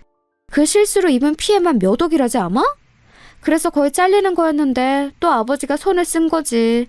그렇게 흘러 우리 지사 기획팀까지 오게 된 건데 애꿎은 팀원들만 불쌍하게 됐지 뭐. 에휴, 이래서 우리같이 힘없는 것들이 아무리 발버둥 쳐봤자 힘있는 거물이 있긴 하나를 못 당해낸다니까. 우리 아버지는 젊은 적에 국회의원 선거 한번 안 나가시고 뭐 하셨나 몰라. 아휴, 꿈 깨라 꿈 깨. 국회의원은 아무나 하냐? 걔네는 애초에 우리랑 사는 세상이 달라. 우리는 그저 안 잘리고 오래오래 회사 다니기만을 빌자고. 직원들이 그 사람에 대한 안 좋은 얘기들을 신나게 해대는데 저는 그들에게 동조하는 마음이 들기보다는 그 사람이 불쌍해지기 시작했습니다. 그래도 한때는 사랑했던 사람이었다고 미운 정이 든 건지 오히려 뒷담화를 하는 직원들이 미워지려고까지 했어요. 그렇습니다. 그 사람은 유명한 국회의원의 아들로 학창시절부터 유명했고 왕자님처럼 자랐기 때문에 모든 사회생활 면에서 서툴렀습니다. 나중에 들어보니 학점도 겨우 졸업할 정도로 간신히 맞췄다고 하네요. 그런데 저는 이상하게 어딘가 하나 부족해 보이는 그 사람의 모습이 끌렸습니다. 일종의 모성 본능 같은 거였나 봐요. 그런데 그 모성 본능이 이번에도 꿈틀꿈틀 다시 올라오고 있었습니다. 저는 그 사람을 따로 불러다 놓고 이야기했습니다. 요즘 오빠 때문에 우리 팀 이래저래 말이 많아. 적어도 기본적인 업무 실수 같은 건 안 했으면 좋겠어. 그런 실수는 팀원들 조금만 배려해도 안 할 수 있는 거잖아. 가끔 보면 오빠는 능력이 딸린다기보다 배려심이 부족한 것 같아. 미안하다 미애야. 나도 이제 지난 실수들 다 만회하고 잘해보려고 하는데 잘 안 되네. 저는 너무 빨리 수긍을 하고 의기소침해지는 그의 모습을 보니까 다시 짠해지기 시작했습니다. 아, 됐어. 이번 보고서도 그냥 내가 할 테니까 오빠는 새 프로젝트 준비나 잘해. 그거는 진짜 실수 없게 해야 된다? 알겠어, 미애야. 항상 고마워. 너 때문에 내가 안 잘리고 회사 다닌다. 됐네요. 나도 나 살자고 이러는 거거든? 그래서 말인데, 미애야, 오늘 끝나고 맥주 한잔 할래? 맥주 한잔 하자는 그의 말이 그 순간 왜 그리도 달콤하게 들렸는지 모르겠습니다. 우리 이제 그러면 안 되는 사이 아니야? 에이, 뭐 어때? 고생하는 팀원 위해서 팀장이 맥주 한잔 살 수도 있는 거지. 그래. 그럼 그렇게 해. 정말 그 제안은 받아들이지 말았어야 했습니다. 술이 한 잔, 두 잔 들어가니 예전에 그 사람과의 좋았던 추억들만 되살아났거든요. 어느새 둘이 꽤 취기가 오른 채로 대화는 계속되었습니다. 나 사실 너랑 헤어지고 반성 많이 했어. 나에게 제일 잘해주고 지고지순했던 건 미애 너뿐이었는데 어린 마음에 철이 너무 없었어. 됐네요. 이제 다 지난 일이니까 오빠도 오빠 짝 찾아서 얼른 장가 가셔. 나도 좋은 남자 하나 물어서 시집갈 거니까. 장가는 무슨. 아무리 찾아도 미애 너 같은 여자는 세상에 없는걸. 그 말을 듣는데 순간 가슴이 설레기 시작했습니다. 저는 당황해서 말을 얼버무렸습니다. 아직도 그런 올드한 방법으로 여자 꼬시냐? 정신 차려.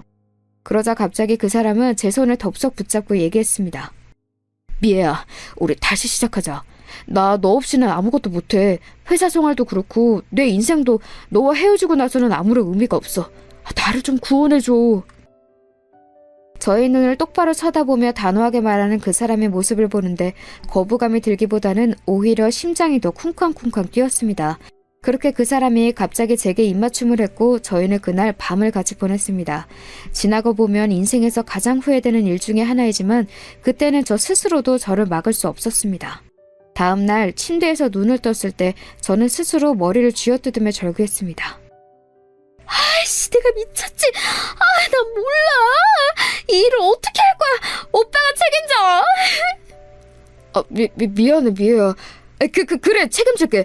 책임지면 되잖아. 우리 정식으로 다시 사귀자. 그 말 진심이지?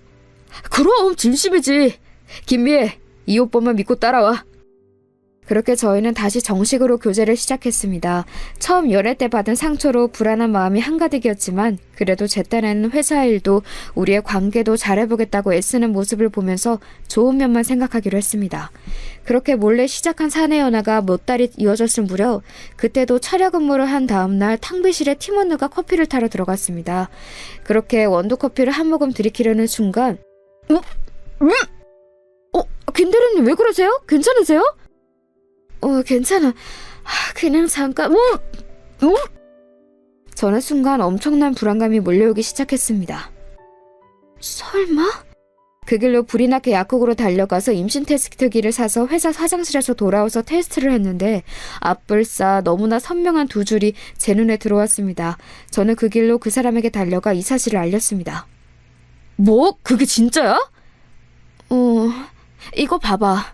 그 사람은 잠시 고심하는 듯 하더니 제게 조심스럽게 말했습니다. 미애야, 이왕 이렇게 된 거 우리 결혼하자. 우리 부모님이랑 너희 부모님은 내가 잘 설득할게.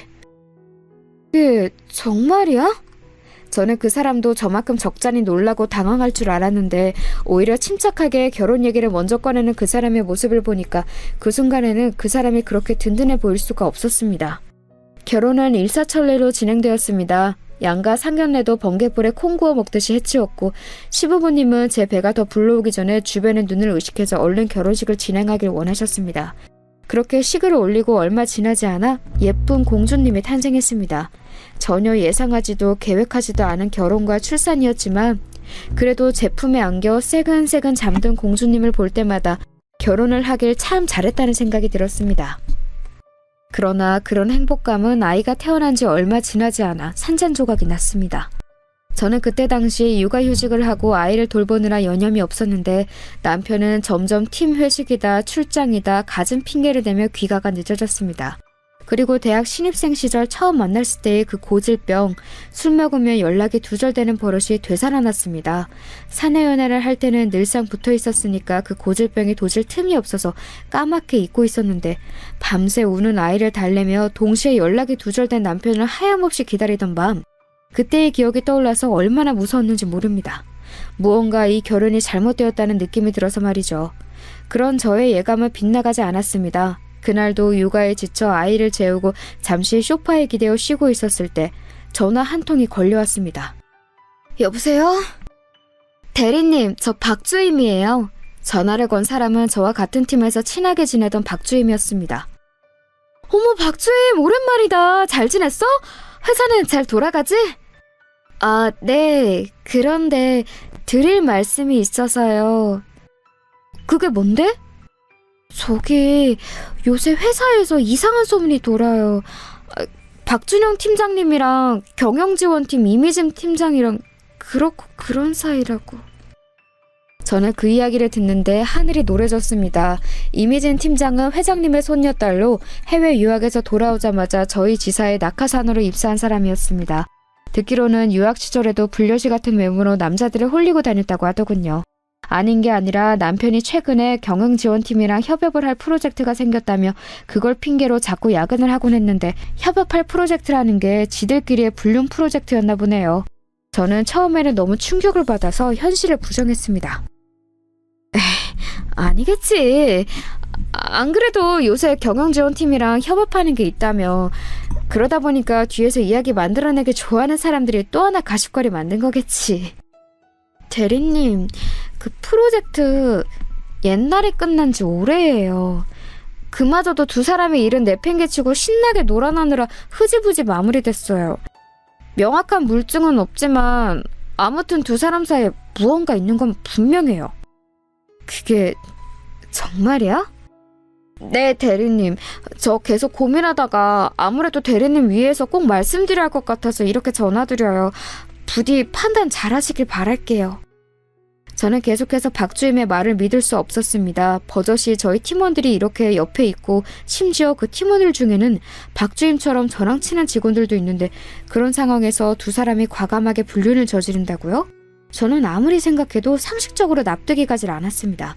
둘 중 하나라고 생각했어요. 이 소문이 완전한 거짓말이던가 남편이 정욕에 눈이 멀어 상식적인 상황 판단도 할 수 없는 사람이거나요. 그래서 저는 제 두 눈으로 이 사실을 확인해 보기로 했습니다. 마침 친정엄마가 동생네 일주일 정도 머무르기 위해 서울로 올라오신다고 해서 딸아이는 친정엄마에게 맡겨놓고 본격적으로 남편의 뒤를 캐기 시작했습니다. 처음 며칠은 아무것도 나오는 게 없었습니다. 회사 맞은편 건물 카페에서 하루 종일 잠복하며 동태를 살펴도 별다른 게 없었고 남편도 그 며칠은 무언가 꺼림칙했는지 일찍 귀가를 했습니다. 하지만 며칠 뒤 한 번 더 남편의 뒤를 밟은 결과 저는 너무 충격적인 장면을 마주해야 했습니다. 남편은 그날도 경영지원팀과의 협약 업무로 야근을 할 거라고 얘기하고 출근한 상태였습니다. 저는 어차피 의미 없이 낮부터 잠복을 해봤자 수확이 없을 것이라고 생각하고 그날은 퇴근 시간이 가까웠을 무렵부터 잠복을 했습니다. 날이 어둑어둑해지고 아직까지 남편이 근무하는 층에는 불이 켜져 있었습니다. 경영지원팀과는 바로 위아래층에 위치하고 있어 다 불을 켜고 아직 근무 중인 것을 알 수 있었죠. 그것을 보면서 일만이라도 남편이 진짜 야근을 하고 있구나 라고 안심을 했던 제 자신을 바보 같습니다. 얼마 지나지 않아 직원들이 하나둘 퇴근하느라 회사 건물 1층을 나서는 모습들이 보였습니다. 그렇게 한 30분쯤 지났을까요? 갑자기 기획팀 층과 경영지원팀 층의 불이 꺼지기 시작했습니다. 왜 불이 동시에 꺼지지? 그리고선 계속 지켜보는데 남편이 혼자서 건물 1층을 나서는 게 보였습니다. 분명 야근을 한다고 했는데 불을 끄고 회사를 나서는 모습이 수상해서 전화로 어디냐고 물어볼 참이었습니다. 그렇게 전화를 걸었더니 남편은 제게서 전화 오는 것을 확인하더니 받지 않고 다시 주머니 속에 폰을 넣는 것이 아니겠어요? 저는 정말로 기가 찼습니다. 그런데 곧바로 뒤이어 이미진 팀장이 따라 나오는 것이었습니다. 두 사람은 주변 눈치를 살피더니 이내 근처로 걷기 시작했습니다. 저는 재빨리 카페에서 나와 두 사람을 미행했습니다. 두 사람은 잠시 후 어느 골목으로 들어가기 시작하더니 사람이 없는 것을 확인하더니 팔짱을 끼기 시작했습니다. 저는 재빨리 폰을 꺼내 들고 그 장면을 찍었습니다. 손이 덜덜 떨려서 폰을 손에서 놓치는 줄 알았습니다. 계속해서 뒤를 밟는데 글쎄 두 사람이 어느 모텔로 들어가는 것이 아니겠어요? 저는 두 사람이 입구에 들어서는 것부터 해서 바깥에 나오는 장면까지 고스란히 사진에 담았습니다. 아직 어린 딸아이를 생각하니 앞길이 막막했지만 그래도 제대로 된 양육 환경 밑에서 자라게 하려면 지금이라도 이 증거를 모아 이혼을 해야 했으니까요. 그날 밤 남편은 새벽녘이 되어서야 귀가했습니다. 저는 말없이 거실 소파에 앉아 있었습니다. 왜 안 자고 있어? 수진이는? 아직 장모님이 보고 계셔? 저는 묻는 말에 대답도 안 하고 두 사람의 불륜 현장을 인쇄한 사진을 그 사람 앞에 툭 던졌습니다. 아니, 당신은 어떻게 이걸... 재벌을 개 못 준다더니 너는 학창시절이나 하나도 변한 게 없구나. 얼마나 정용에 눈이 멀었으면 회사 사람들 사이에서 그렇게 소문이 파다할 때까지 모르고 있었니? 두말할 필요 없고 당장 이혼해. 위자료는 단단히 준비해야 할 거야. 벌써 변호사도 다 선임했어. 저는 모든 것을 체념한 채 세게 나갔습니다. 첫 연애에서의 아픔과 결혼의 실패 같은 슬픈 감상에 젖어있을 틈이 없었어요. 어떻게든 딸아이를 이 비정상적인 환경에서 벗어나게 하고 싶었거든요. 그런데 오히려 이 인간은 적반하장으로 나왔습니다. 그래, 바람 폈다. 이혼? 까짓것 해줄게. 미진이랑 나 당신보다도 훨씬 오래된 사이야. 우리 아버지랑 미진이 할아버지랑 오래전부터 가까운 사이인 거 알지?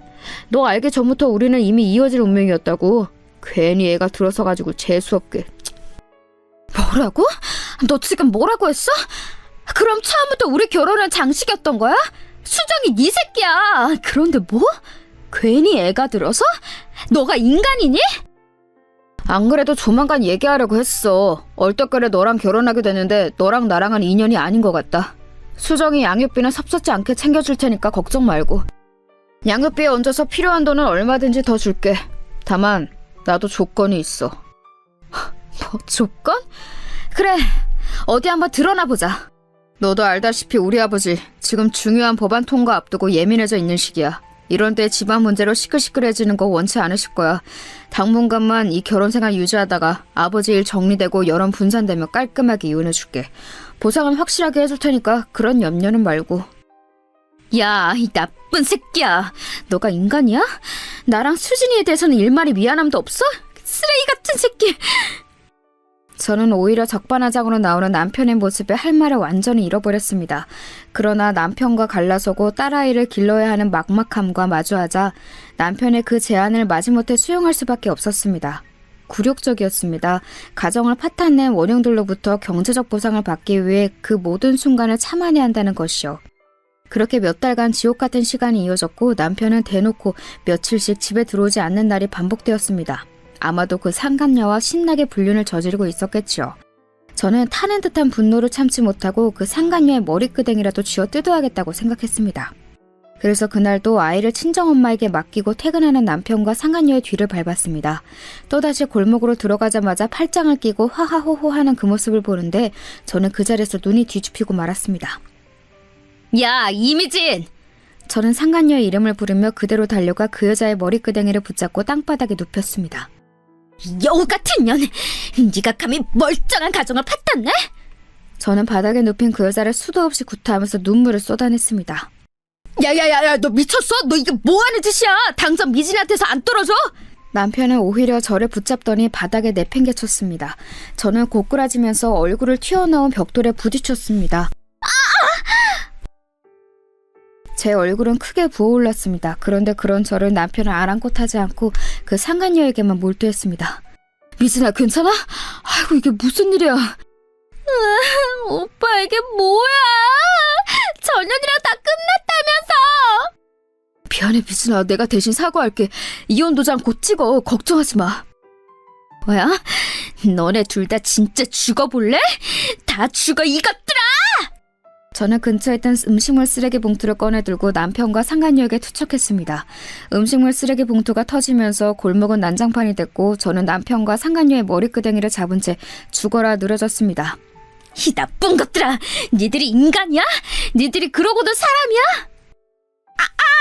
오빠, 얘 좀 어떻게 해봐! 이게 진짜 죽으려고! 남편은 저를 붙잡고 다시 한번 바닥에 내팽개쳤습니다. 저는 넘어지면서 바닥에 머리를 부딪혔는데 잠시 동안 기절했던 것 같습니다. 잠시 후 눈을 떠보니 음식물 쓰레기 난장판이 된 골목에 저 혼자 덩그러니 누워있었습니다.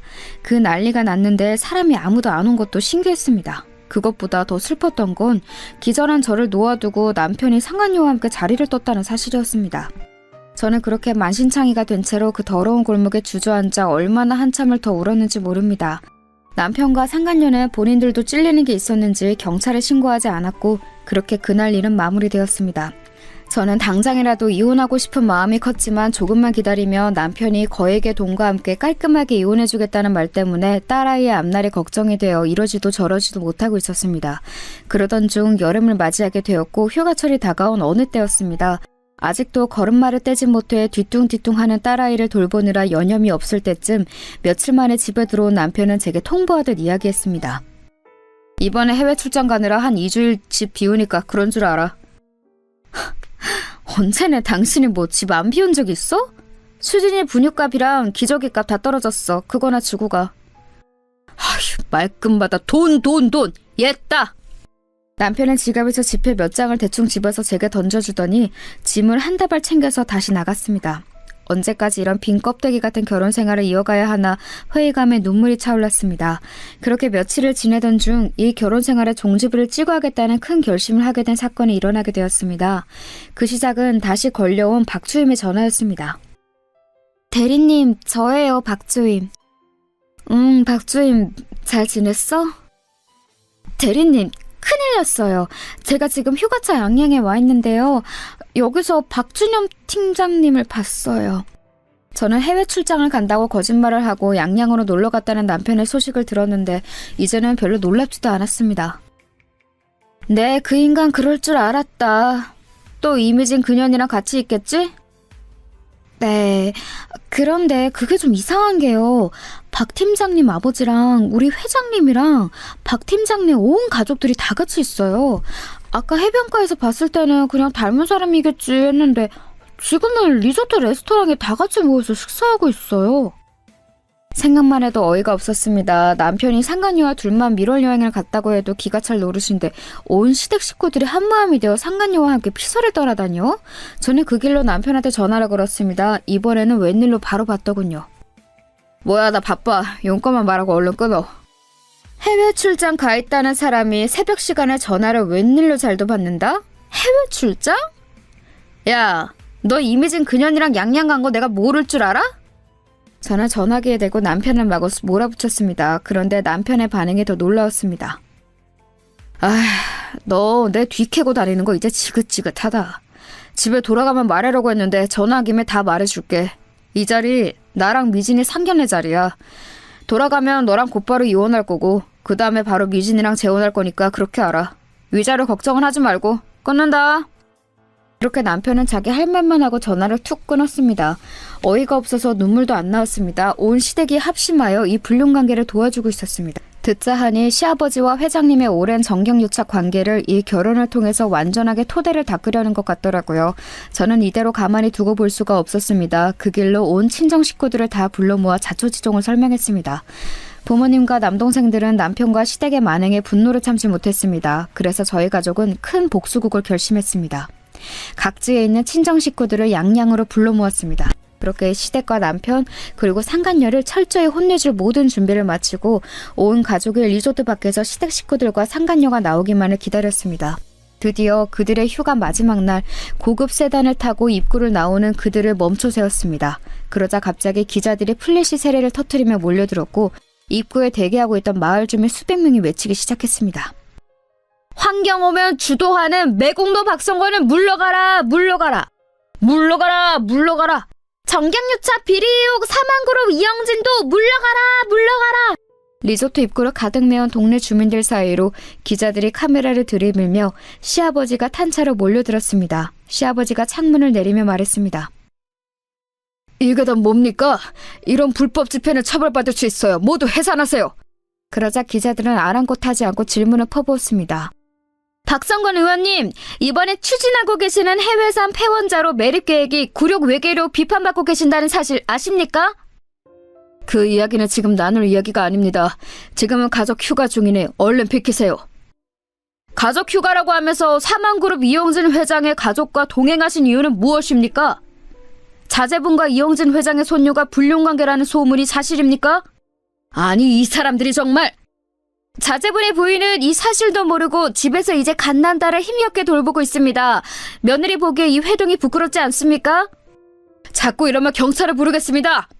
시아버지는 창문을 올리더니 더 이상 기자들의 대답에 묵묵부답으로 일관하였습니다. 경찰들이 와서 마을 주민들을 해산하자 그제서야 소동이 진정이 됐고 그 풍경은 뉴스 화면에 그대로 잡혔습니다. 오늘 오후 3시경 강원도 양양의 삼원 리조트에서 가족 휴가를 마치고 돌아오는 박성건 의원을 향해 폐기물 매립지로 거론되고 있는 양양 주민들의 거센 시위가 이어졌습니다. 주민들은 박 의원 자녀의 불륜 의혹까지 수면 위로 끌어올리며 사망그룹과의 정경유착 의혹까지 비판했습니다. 몇 시간이 지나지 않아 인터넷 뉴스는 뜨겁게 달구어졌습니다.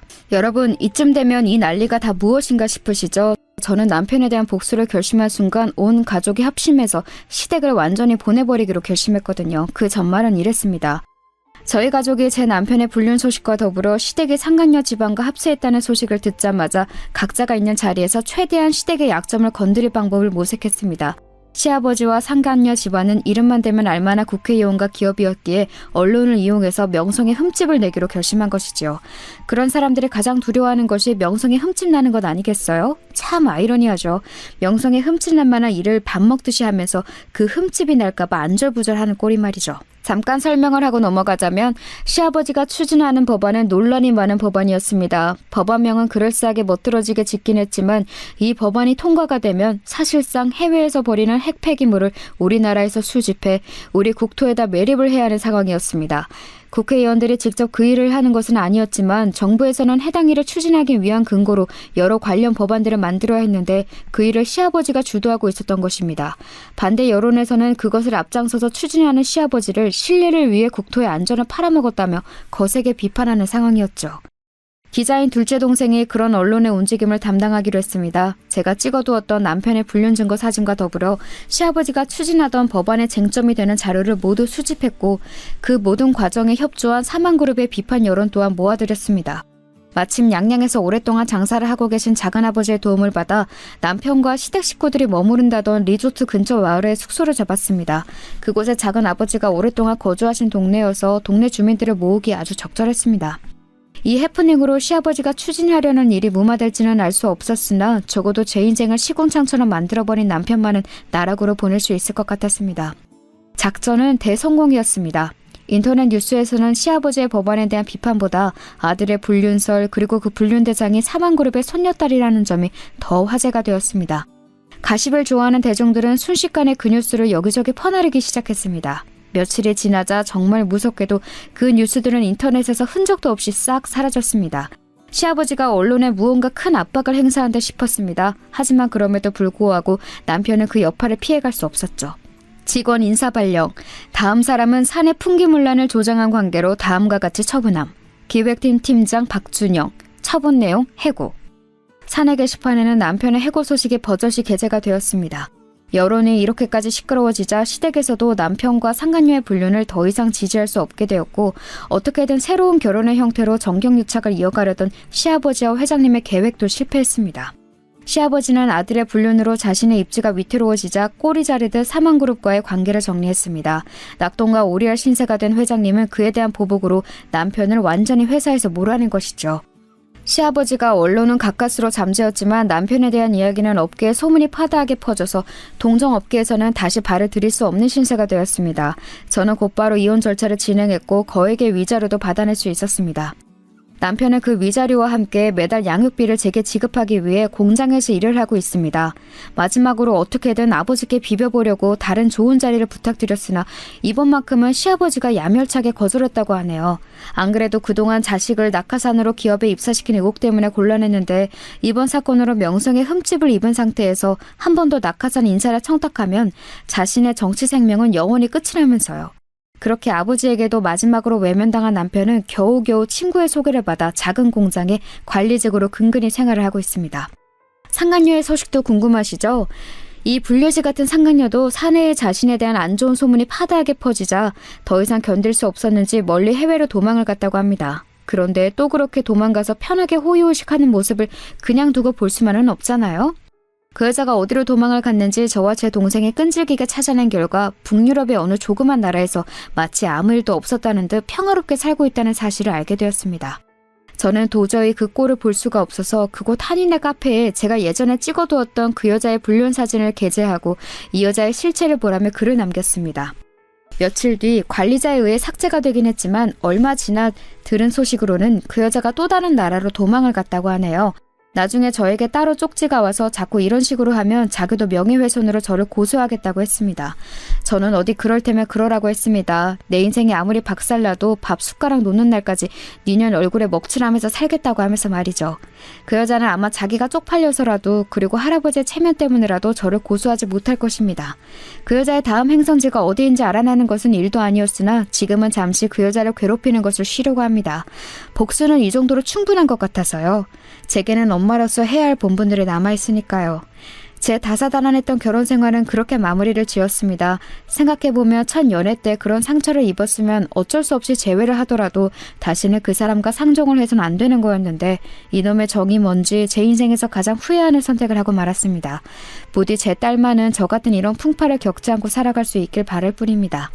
그 이후로 육아휴직에서 복귀할 무렵 회사에서는 마치 언론을 의식이라도 하듯 제게 팀장 자리를 제안했으나 저는 과감히 그 회사를 박차고 나왔습니다. 이 회사도 회장님이 건재하고 상간녀가 존재하는 한 시댁 식구들과 다름없는 가해자들 뿐인데 굳이 제가 이곳에 더 남아있을 이유가 없었습니다. 저희 딱한 사정을 들은 경쟁업체에서 그간의 제 경력과 여러 면을 인정해줘서 채용을 해주었고 지금은 안정적으로 그 회사를 다니면서 딸아이를 키우고 있습니다. 한 가지 더 사이다 소식을 전해드리자면 그 사건 이후로 총선이 한 번 있었는데 시아버지는 이전 사건의 여파 때문인지 낙선을 했습니다. 정치계에서 입문하고 첫 낙선이니 충격이 꽤 크겠죠. 결국엔 인과응보 사필 규정인 것입니다. 현직 시절에는 그렇게 수많은 사람들이 줄을 대려고 난리였는데 지금은 아무도 찾지 않은 뒷방 늙은이가 되었다고 해요. 그러게 아무리 자기 정치 생명에 이득이 될 것 같지 않은 사람이어도 명색인 며느리인데 그렇게 쉽게 저를 버리고 새로운 사돈을 꿰찰 생각을 하다가 큰 벌을 받은 것이죠. 매번 언론에 나와서는 국민 한 사람 한 사람이 자신의 스승이다. 가장 작은 사람에게서 가장 큰 것을 배운다는 등 입에 발린 소리만 늘어놓더니 실제 하는 행동은 자신에게 이득이 되지 않는 사람은 냉정하게 버리는 몹쓸 사람이었던 것입니다. 부디 이런 사람이 다시는 정계에 발을 들여놓지 않았으면 하는 바람입니다. 오늘 사연을 듣는 분들 중에서도 혹시나 억울한 상황에 있거나 그것을 극복하기 위해서 열심히 싸우는 분들이 있다면 희망을 잃지 않길 바랍니다. 열심히 싸워나가다 보면 저같이 사이다 한 잔 시원하게 들이킬 날이 반드시 올 테니까요. 제가 준비한 사연은 여기까지입니다. 모두 좋은 하루 보내세요.